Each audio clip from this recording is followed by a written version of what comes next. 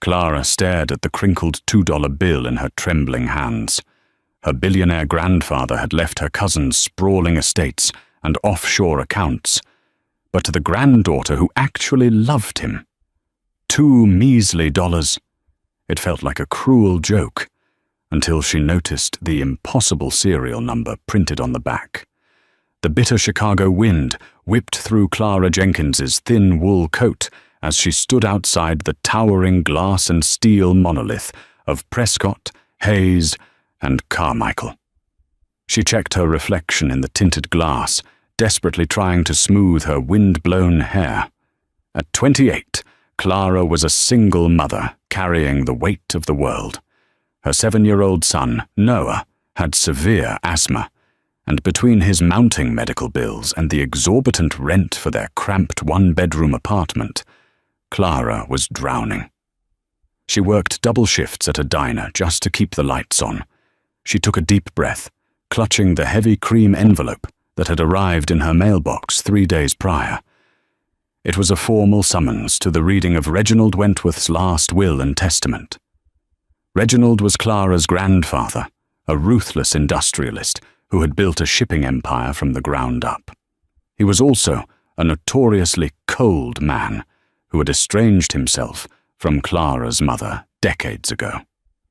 Clara had only met him a handful of times, mostly in his twilight years when she, out of a quiet sense of duty and pity, would bring Noah to visit the old man in his cavernous, lonely mansion. The rest of the family, the socialites, the boardroom sharks, only hovered around Reginald when they needed a check. Clara never asked for a dime. Stepping into the law firm's mahogany-paneled boardroom, Clara felt instantly out of place. The room smelled of polished leather, bitter espresso, and expensive cologne. Gathered around the massive conference table were the vultures.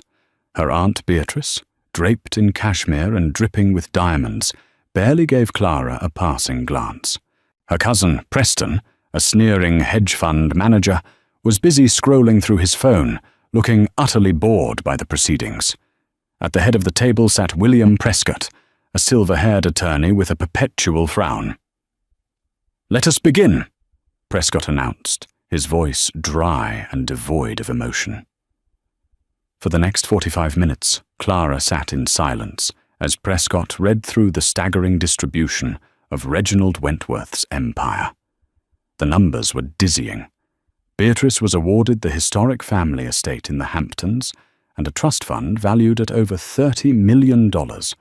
Preston received controlling shares in the family's international shipping logistics company, a portfolio worth nearly $50 million. There were vintage car collections handed out to distant nephews and offshore accounts liquidated for various holding companies. With every million announced, Beatrice sat a little straighter, a smug, triumphant smile playing on her lips. Clara felt a heavy knot forming in her stomach. She hadn't come expecting millions, but she had desperately hoped her grandfather might leave her just enough to clear Noah's medical debt. Even $10,000 would have changed her entire life.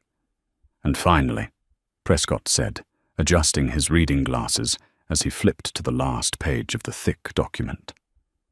"To my granddaughter, Clara Jenkins." The room went completely still. Preston finally looked up from his phone. Beatrice narrowed her eyes, as if offended Clara was even mentioned.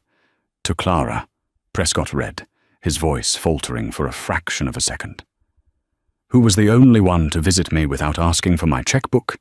I leave the sum of $2, and the reminder that true wealth is found by those who know where to look."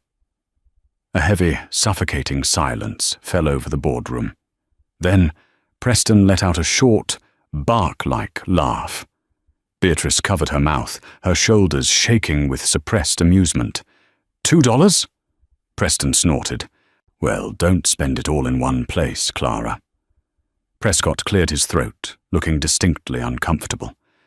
He reached into a drawer, pulled out a small, sealed manila envelope, and slid it across the polished table toward her. Clara's cheeks burned with the heat of 1,000 humiliations. She picked up the envelope. It was feather light, her vision blurred with unshed tears, but she refused to let Beatrice and Preston see her cry. She stood up, her chair scraping loudly against the hardwood floor.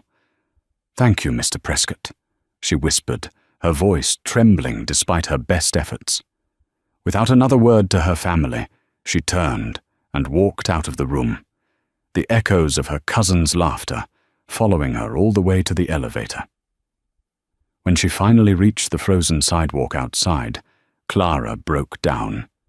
The sheer cruelty of it broke her heart. Reginald hadn't just forgotten her. He had gone out of his way to insult her on public record. He had made her a punchline. She pulled her coat tightly around her shivering frame and began the long, cold walk to the bus stop, the humiliating manila envelope clutched tightly in her pocket. It was past midnight by the time Clara finally got Noah to sleep. The radiator in their apartment was clanking loudly, struggling to fight off the freezing draft coming through the single-pane windows. Clara sat at her tiny kitchen table, a chipped mug of cheap, lukewarm tea resting in front of her. Under the harsh glare of the overhead bulb, the manila envelope sat unopened. Part of her wanted to tear it up and throw it in the trash. She had half a mind to mail it back to Prescott's office with a few choice words. But as she stared at it, her grandfather's cryptic final words echoed in her mind. The reminder that true wealth is found by those who know where to look. Reginald Wentworth was many things, ruthless, cunning, arrogant, but he was never frivolous. He didn't do things by accident. Every move he made during his life was calculated, like a grandmaster playing a silent game of chess. Slowly, Clara reached out and tore open the flap. She tipped the envelope over. A single, crisp, modern $2 bill fluttered out and landed on the scratched Formica table. Thomas Jefferson's portrait stared back at her. There was no letter, no map, nothing else. Just $2. Clara let out a bitter sigh, rubbing her exhausted eyes. Tomorrow, she would use it to buy a gallon of milk. That was the reality of her life. She picked up the bill, ready to toss it into her meager wallet when her thumb brushed against the paper. She stopped. It felt wrong. Having worked as a waitress handling cash for a decade, Clara knew what currency felt like. The linen-cotton blend of American money had a specific texture. This bill felt slightly too thick, almost rigid in the center. Frowning, she held the bill up to the bare light bulb overhead. What she saw made her breath catch in her throat. Embedded within the paper, right through the center of the Declaration of Independence engraving on the back, was a microscopic, metallic security thread. But it wasn't the standard vertical strip found in higher denomination bills. It was woven in a strange, horizontal zigzag pattern. Clara quickly flipped the bill over and inspected the green serial numbers. On a normal bill, the serial numbers match perfectly. But on this bill, the sequence on the bottom left was standard. B 1 2 3 4 5 6 7 8A. The sequence on the top right, however, was entirely different. It wasn't a standard serial number at all.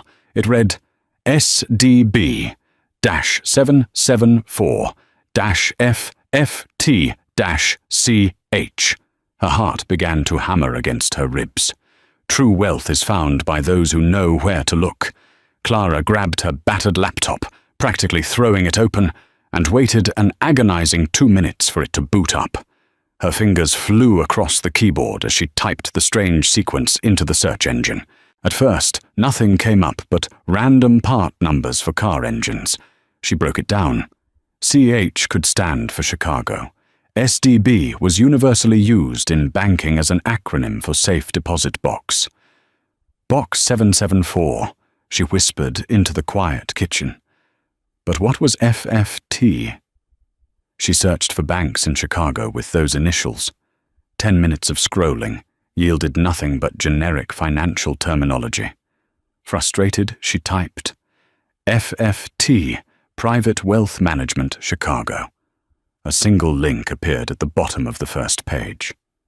First Fidelity Trust. It wasn't a commercial bank.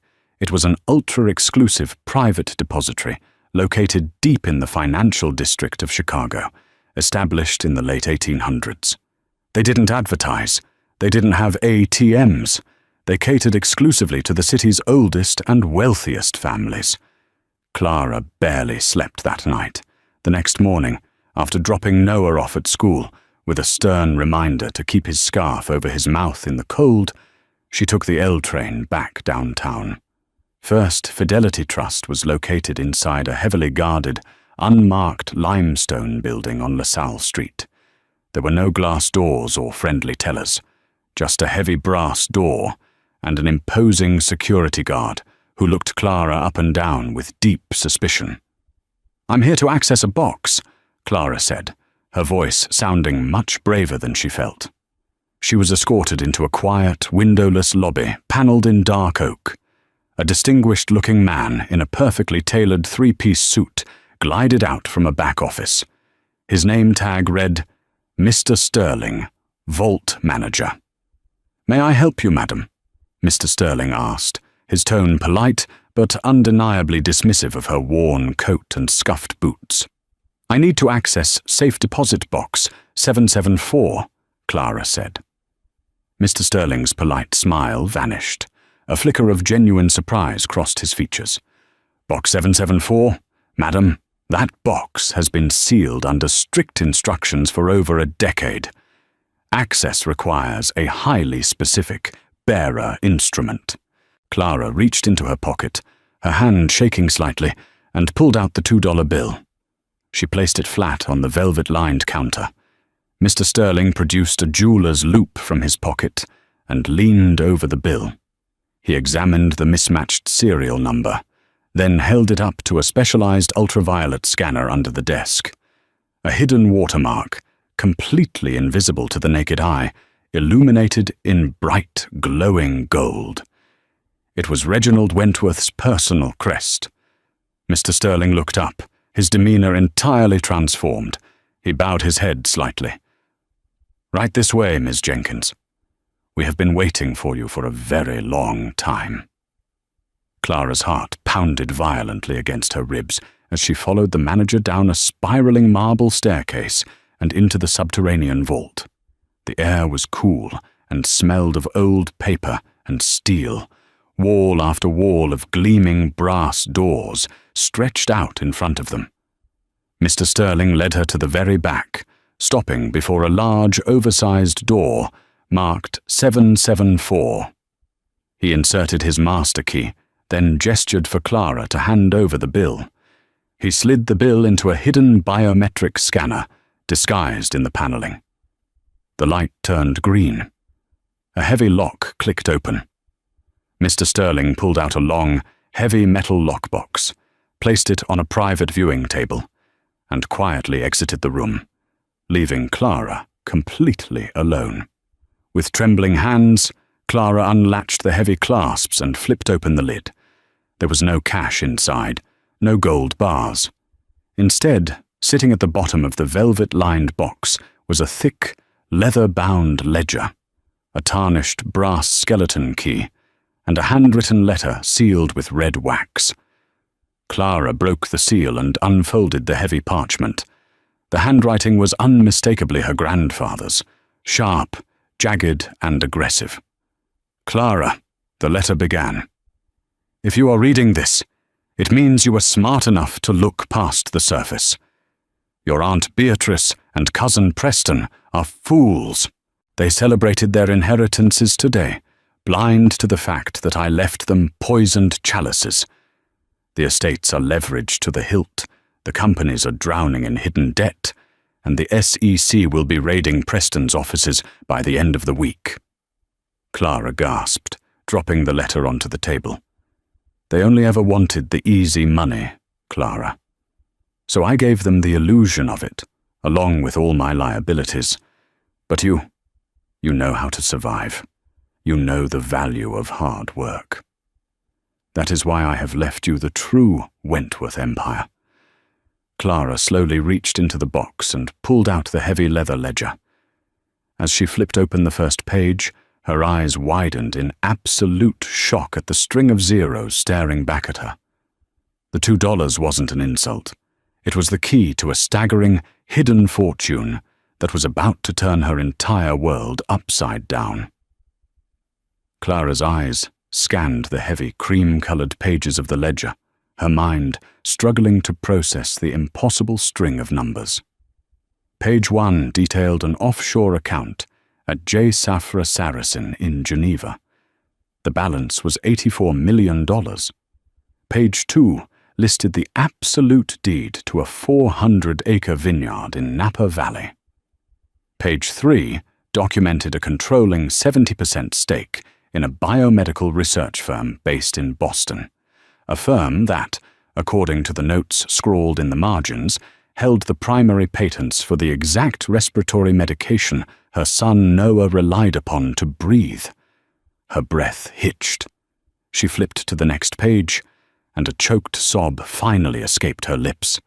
At the top of the page, written in Reginald's unmistakable, sharp hand, was the name of a private Delaware holding company, the Noah Trust. Beneath it was a clean, untraceable portfolio of municipal bonds and blue-chip stocks, valued at over $200 million. Clara wiped her eyes, her hands shaking so violently she nearly dropped the book. She turned back to the letter her grandfather had left her. "I spent the last 10 years of my life building a ghost empire, Clara," the letter continued. "I watched my daughter, your mother, walk away, and I watched the rest of my family turn into greedy, soulless parasites. I knew that if I left them my true wealth, they would squander it and destroy whatever legacy I had left. So, I hollowed out the Wentworth Corporation from the inside. I loaded the flagship companies with toxic debt, signed disastrous leverage agreements, and legally bound Beatrice and Preston to the sinking ship. The lawyers, including that fool William Prescott, only know what I allowed them to see. The brass key in this box opens a private office on the 42nd floor of the Tribune Tower. Everything you need is there. But you will not do this alone. Call the number on the back of this parchment. Harrison Cole is my shadow executor. He has been on retainer for 5 years, waiting for the day someone brought him the $2 bill. Clara turned the parchment over. A single Chicago phone number was stamped in black ink. She left the underground vault in a daze, clutching the heavy ledger against her chest, hidden deep inside her oversized tote bag. The bitter Chicago cold outside no longer felt quite so biting. The world looked exactly the same, yet everything had shifted on its axis. From a payphone at a nearby corner deli, terrified that her own cheap cell phone might somehow drop the call, Clara dialed the number. It rang only twice. "Cole," a deep, gravelly voice answered.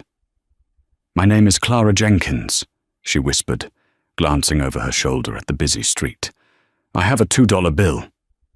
There was a heavy pause on the line. Then the voice softened, carrying a weight of immense relief. "Ms. Jenkins, I was beginning to worry you had thrown it away. Give me your location. A car will be there in 10 minutes. Harrison Cole was not a lawyer in a stiff suit. When Clara met him in the mahogany-lined private suite at the Tribune Tower, she found a man in his late 50s wearing a thick fisherman's sweater and reading glasses, surrounded by stacks of financial dossiers.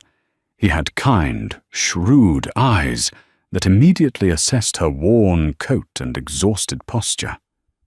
"Your grandfather was a difficult man, Clara," Harrison said gently, pouring her a cup of hot black tea. "But he was a brilliant strategist. He knew exactly what Beatrice and Preston would do. He knew they wouldn't look past the surface." "Is it all real?" Clara asked, gesturing to the ledger she had placed on his desk. "The biomedical firm? The trust?" "Every single cent," Harrison confirmed. "The assets in that ledger are completely clean, heavily protected by ironclad trusts and legally isolated from the impending collapse of the main Wentworth estate. As of this morning, you are one of the wealthiest private individuals in the Midwest. Clara closed her eyes, the sheer gravity of it pressing down on her shoulders.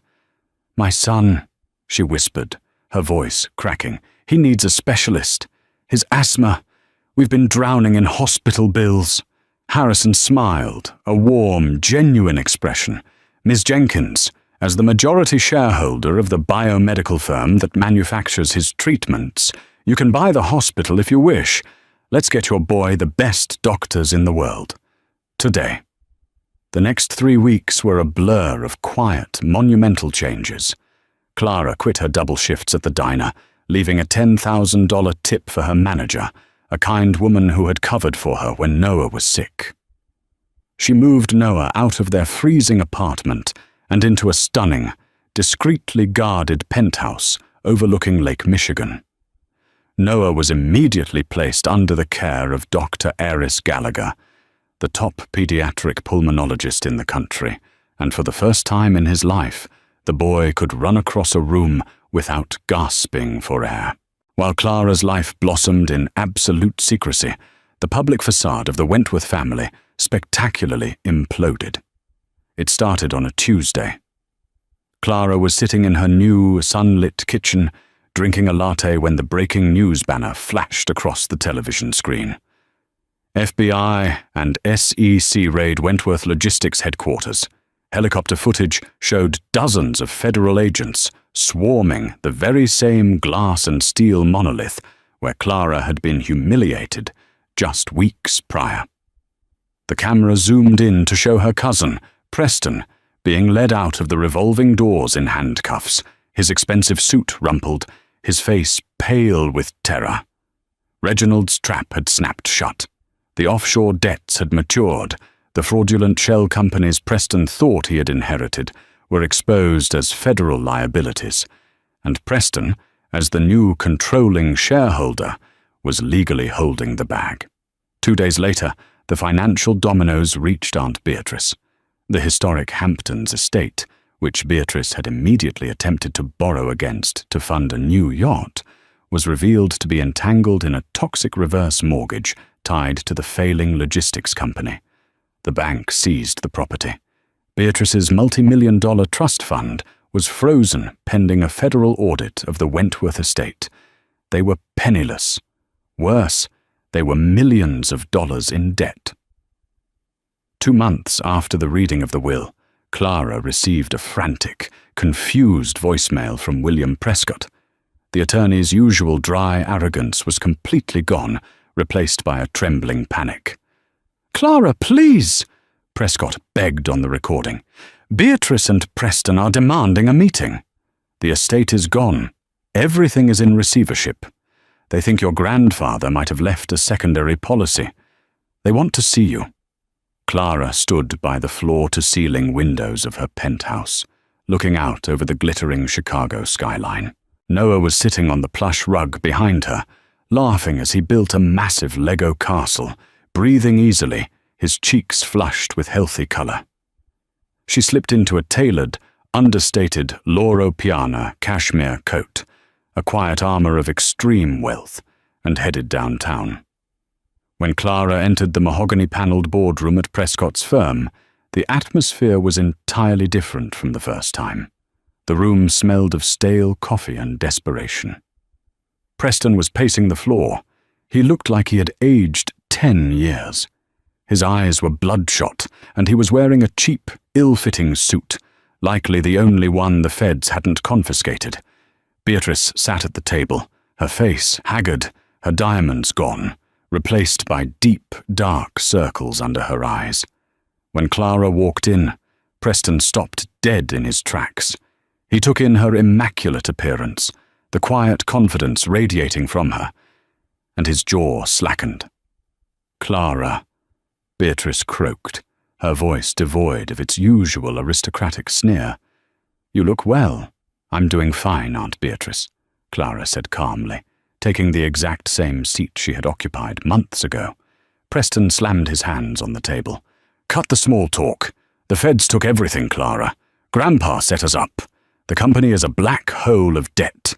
We're facing prison time for financial crimes he orchestrated before he died. Preston ran a frantic hand through his thinning hair. You didn't get any of the companies. You just got that stupid $2, which means the feds aren't watching you. We need you to take out a loan for us. You have clean credit. We need a legal defense fund. Clara looked at her cousin, truly seeing the pathetic, greedy core of him. They hadn't called her to apologize. They hadn't called to ask how Noah was doing. They just wanted to use her again. I don't think I'll be doing that, Preston, Clara said, her voice smooth as glass. You selfish little brat, Beatrice shrieked, suddenly slamming her fist on the table. We are your family. We are losing everything. And you won't even help us? Clara slowly reached into her designer handbag and pulled out a thick, legal dossier prepared by Harrison Cole. She tossed it onto the center of the polished table. It landed with a heavy, satisfying thud. What is this? Preston asked, eyeing the folder suspiciously. That is a summary of the true Wentworth estate, Clara said. The one grandfather hid from the SEC, from the auditors, and most importantly, from you. Preston's hands shook as he opened the folder. Beatrice leaned over, her eyes scanning the top page, her face drained of whatever color it had left. The biomedical patents, the Delaware holdings, the Swiss accounts. Preston stammered, looking up at Clara with wide, horrified eyes.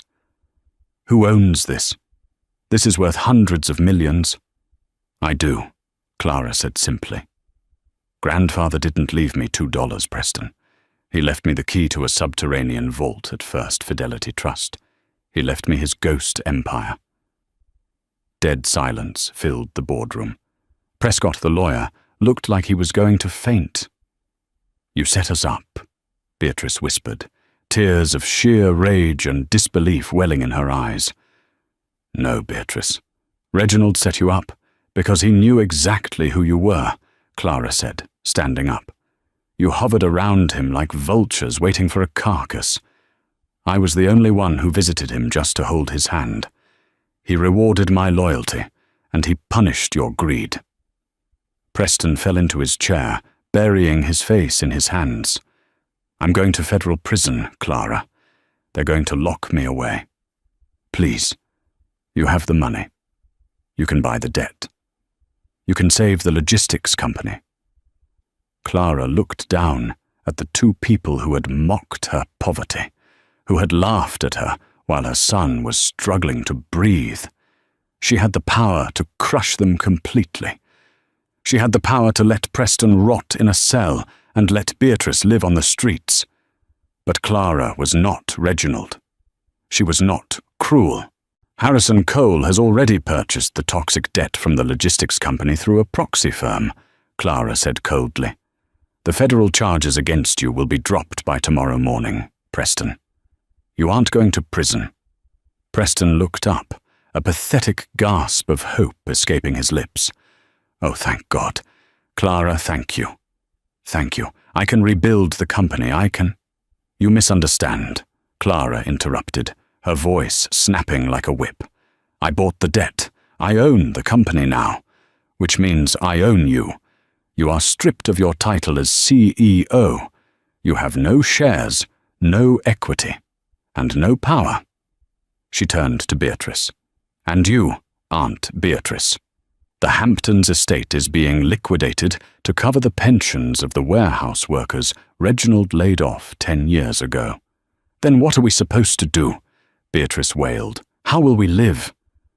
Clara pulled 2 small, crisp envelopes from her pocket and slid one to each of them. Inside those envelopes, you will find employment contracts. Preston, there is an opening for a mid-level logistics dispatcher at a warehouse in Cleveland. The salary is $60,000 a year. Beatrice, there is an administrative assistant position available in the HR department of my new biomedical firm. You will both be provided with modest, two-bedroom apartments close to your new jobs. Your rent will be deducted from your paychecks. Preston stared at the envelope as if it were a venomous snake. You want me to work in a warehouse? I want you to learn the value of $1, Clara said, her eyes flashing with a fierce, unbreakable strength. You can sign the contracts, or you can walk out of this room with absolutely nothing. The choice is yours. Clara didn't wait to see them open the envelopes. She didn't need to. She knew exactly what they would do. Survival had a funny way of stripping away arrogance. She turned on her heel and walked out of the boardroom, her head held high. When Clara stepped out of the glass and steel building, the Chicago air was crisp and clear. Her driver, waiting by the sleek black sedan at the curb, opened the door for her. She slid into the warm leather seat, pulling out her phone to look at a picture Harrison had just sent her.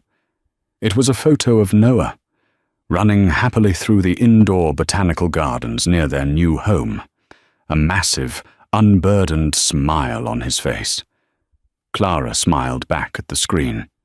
She reached into her pocket, her fingers brushing against the crisp edge of a framed $2 bill she now carried with her everywhere. True wealth wasn't just about knowing where to look. It was knowing what truly mattered once you found it. Did Clara do the right thing by taking control and leaving her greedy family with the bare minimum? Or should she have let them face the federal consequences of their actions? Sometimes, the best revenge isn't destruction. It's forcing entitled people to finally work for a living. What would you have done with the $2 secret? Let us know in the comments below, and don't forget to like, share, and subscribe for more incredible true-life dramas.